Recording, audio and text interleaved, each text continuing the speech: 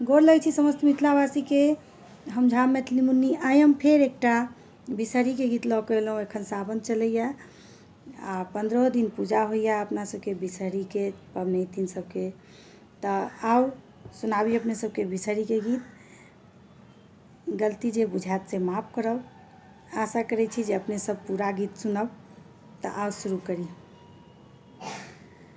हे नागराज देवता पिया ने डसिहा हमार। हे नागराज देवता पिया ने डसिहा हमार।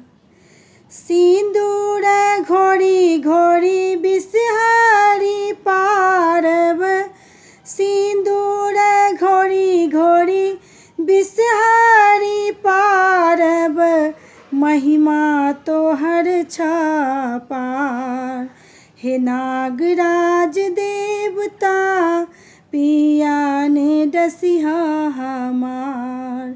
हे नागराज देवता ना डसिहा पिया हमार। मेहंदी के पीसी पीसी बिषहरी पारब।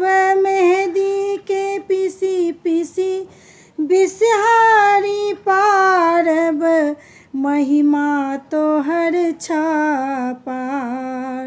हे नागराज देवता महिमा तोहर छपार। हे नागराज देवता पिया ने डसिहा हमार। काजर सेंधी बिषहरी पारब। काजर सेंधी बिषहरी पारब।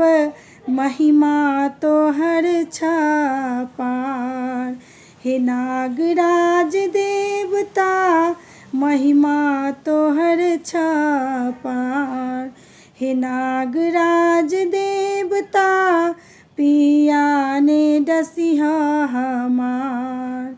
हे नागराज देवता ना डसिहा पियबा हमार।